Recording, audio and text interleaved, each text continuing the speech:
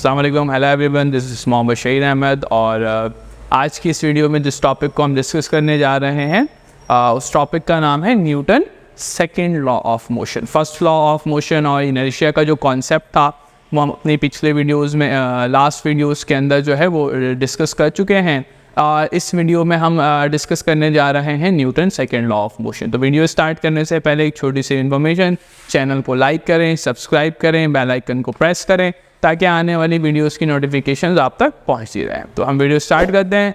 तो इस लॉ को हम कहते हैं Newton second law of motion. तो पहली चीज़ हम समझ लेते हैं कि फिज़िक्स को हमने दो हिस्सों में तब्दील किया हुआ है, तोड़ा हुआ है।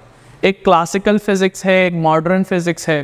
क्लासिकल फिज़िक्स में जो लॉज और जो रूल्स इस्तेमाल होते हैं वो है Newton's laws, Newton's law of motion. Isaac Newton, आपने सुना होगा वो सेब और दरख्त वाली कहानी जिसमें वो सेब गिरता है, ग्रेविटेशन की ईजाद होती है। और second law of motion, third law of motion, force के बारे में, ऑब्जेक्ट्स के बारे में, बड़े ऑब्जेक्ट्स के बारे में। तो ये तमाम तर जो चीज़ें थी न्यूटन्स लॉ ऑफ मोशन की बारे में। जो क्लासिकल फिज़िक्स का कॉन्सेप्ट था वो हैवी बॉडीज़ के लिए था, मैसिव बॉडीज़ के लिए था। मगर जैसे जैसे साइंस ने तरक्की करती गई और हम 90s के एरा में दाखिल हुए तो हमारे पास एक बेहतरीन साइंटिस्ट आते हैं, एल्बर्ट आइंस्टाइन। उन्होंने फिज़िक्स का पूरा नक्शा चेंज कर दिया। उन्होंने कहा नहीं, ये जो फिज़िक्स है ये सिर्फ बड़ी बॉडीज़ के लिए थोड़ी है, तो क्वांटम के लिए भी है। फिर हमारे पास वहाँ पे quantum mechanical model, quantum physics के कॉन्सेप्ट आते चले गए। तो अभी जो हम इस वीडियो में डिस्कस कर रहे हैं that is the classical physics. और क्लासिकल फिज़िक्स में हम डिस्कस करने जा रहे हैं Newton second law of motion. अच्छा, Newton second law of motion बहुत आसान है। फर्स्ट लॉ का मैं रिव्यू देता हूँ, फिर उससे हम कनेक्ट करते हैं second law of motion. First law of motion क्या कहता है? फर्स्ट लॉ ऑफ मोशन यही कहता है कि बॉडी अगर हालात रेस्ट में है, बॉडी अगर रुकी हुई है, तो उस वक्त तक बॉडी रुकी रहेगी जब तक इस पर कोई एक्सटर्नल अनबैलेंस फोर्स नहीं लग जाता। फोर्स कैसा होना चाहिए? अनबैलेंस। ये इंपॉर्टेंट चीज़ है, अनबैलेंस फोर्स। तो जब किसी भी बॉडी पर एक्सटर्नल अनबैलेंस फोर्स लगेगा तो बॉडी रेस्ट से मोशन में आ जाएगा या मोशन से रेस्ट में आ जाएगा। ये बात आपको ये ध्यान रखनी है कि हमेशा एक्सटर्नल। अब देखें, हमने कहा, न्यूटन ने कहा कि भाई फोर्स लगे। फोर्स होती क्या चीज़ है? तो हमें यहाँ पे पहले तो ये समझने की ज़रूरत है फोर्स है क्या चीज़। फोर्स बेसिकली एजेंट है विच try to change the state of body। याद करें, हमने प्रीवियस वीडियो में पढ़ा था इनर्शिया। वो क्या कोशिश करता था? which try to resist any change in state of a body। Inertia इस बात की कोशिश करता है कि बॉडी का स्टेट चेंज ना हो, और फोर्स इसका बिल्कुल अपोजिट।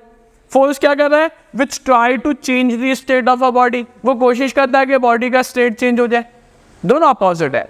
तो फिर एक वर्ड है यहाँ पर ट्राई। क्या मतलब है? ट्राई का मतलब यही है कि जरूरी नहीं है कि फोर्स चेंज कर लेगा, कोशिश करेगा। अब मैं इस दीवार को पुश करने की कोशिश करूं तो क्या दीवार आगे जाएगा? फोर्स तो मैं लगा रहा हूं।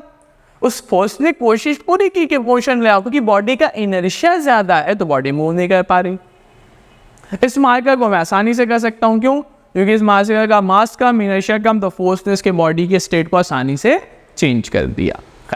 तो अब फोर्स हमें क्या है? वो एक ऐसा एजेंट है जो बॉडी के स्टेट को चेंज करने की कोशिश करता है।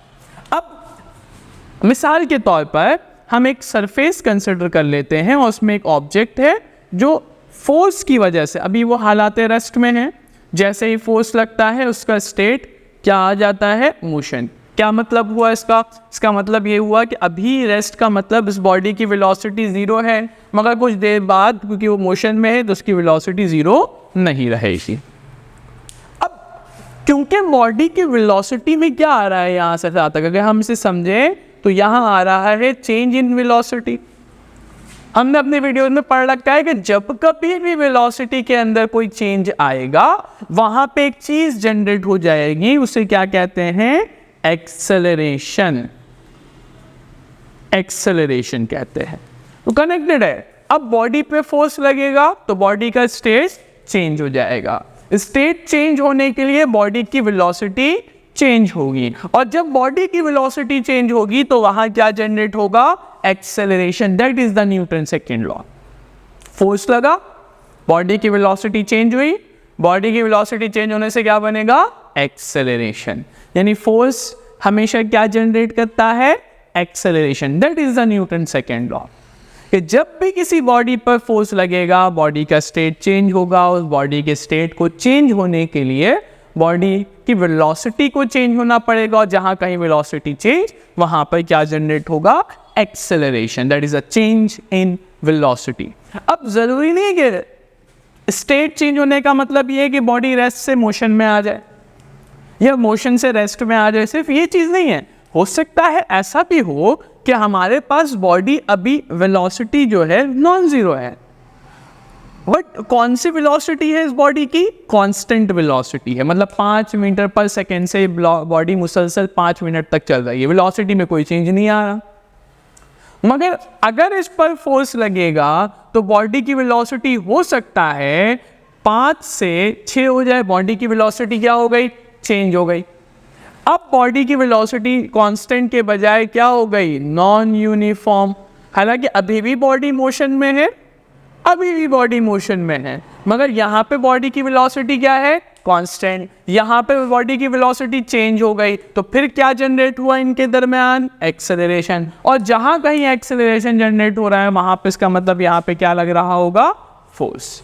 तो न्यूटन सेकेंड का लॉ का ये कहना था कि जब भी किसी बॉडी पर फोर्स लगेगा वो क्या प्रोड्यूस करेगा, एक्सेलरेशन। कैसे होगा एक्सेलरेशन प्रोड्यूस, बॉडी की वेलोसिटी चेंज करके। तो इसके स्टेटमेंट ये है, when a force applied on a body it produce acceleration. अभी तक हमने बात यहां तक पढ़ ली है। जब भी किसी बॉडी पर फोर्स अप्लाई होगा तो बॉडी क्या प्रोड्यूस करेगा, एक्सेलरेशन। बट हम जानते हैं कि फोर्स भी किस तरह की क्वांटिटी है, वेक्टर क्वांटिटी।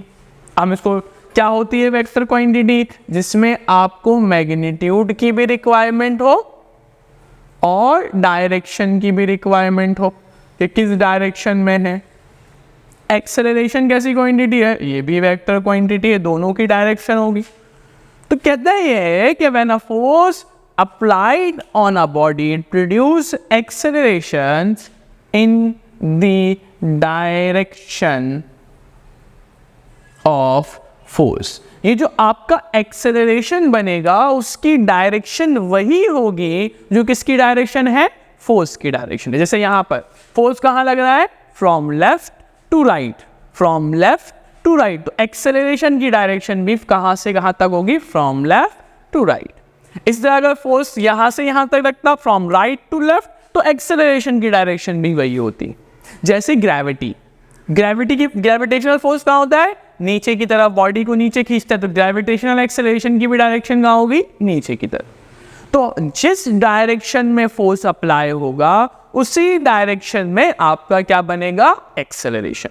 और उन्होंने एक बात बताई कि फोर्स और एक्सेलरेशन एक दूसरे के कैसे प्रोपोर्शनल है, डायरेक्टली प्रोपोर्शनल है। जितना ज्यादा फोर्स लगाएंगे उतना ज्यादा क्या जनरेट होगा, एक्सेलरेशन। जितना कम फोर्स लगाएंगे उतना कम एक्सेलरेशन। और दूसरी बात उन्होंने ये बताई कि फोर्स और मास का जो रिलेशन है वो भी डायरेक्ट है। मिसाल के बॉडी, इस बॉडी का मास कम है तो इसको मूव करवाने के लिए फोर्स भी कम लगाना पड़ेगा। इस ऑब्जेक्ट का मास ज्यादा है तो इसको मूव करवाने के लिए मास भी ज्यादा, फोर्स भी ज्यादा लगाना पड़ेगा। तो फोर्स और मास भी एक दूसरे के क्या है, डायरेक्टली प्रोपोर्शनल। और फोर्स और एक्सेलरेशन भी क्या है, एक दूसरे के डायरेक्टली प्रोपोर्शनल। इन दोनों इक्वेशन को कंबाइन करते हुए उन्होंने एक फॉर्मूला बनाया, F equal to ma, that force is equals to mass into acceleration. तो न्यूटन सेकेंड लॉ क्या था, F equal to mass into acceleration. जहां कहीं फोर्स होगा वहां पर क्या जनरेट होगा, एक्सेलरेशन। अच्छा, अब यहां से हम एक छोटी सी चीज देख लेते हैं, फोर्स की यूनिट निकाल लेते हैं। तो मास की यूनिट क्या होती है, किलोग्राम। एक्सेलरेशन की यूनिट क्या होती है, मीटर पर सेकेंड स्क्वायर। तो फोर्स की यूनिट क्या हो गई, किलोग्राम मीटर पर सेकेंड स्क्वायर। और ये किलोग्राम मीटर पर सेकेंड स्क्वायर बराबर होता है न्यूटन के। इसके मतलब 1 किलोग्राम की बॉडी पर जब हम 1 मीटर पर सेकेंड स्क्वायर का एक्सेलरेशन जनरेट करवाएंगे, उसके लिए जितना फोर्स लगाना पड़ेगा वो फोर्स कितना होगा, 1 Newton. That 1 kilogram of a body का कितना मास हो, 1 किलोग्राम का मास हो, उस 1 किलोग्राम के बॉडी के अंदर हम एक्सेलरेशन कितना लेकर आए, 1 मीटर पर सेकेंड स्क्वायर का। तो ये काम करने के लिए जितना फोर्स हमें रिक्वायर्ड होगा उसे क्या कहते हैं, 1 न्यूटन। दैट किलोग्राम मीटर पर सेकेंड स्क्वायर किसके बराबर होता है, न्यूटन के बराबर रहता है। उम्मीद है ये वीडियो आपको समझ आई होगी। तो हमारे चैनल को लाइक करें, सब्सक्राइब करें, बेल आइकन को प्रेस करें ताकि आने वाली वीडियोस की नोटिफिकेशन आप तक पहुंचती रहे। शुक्रिया।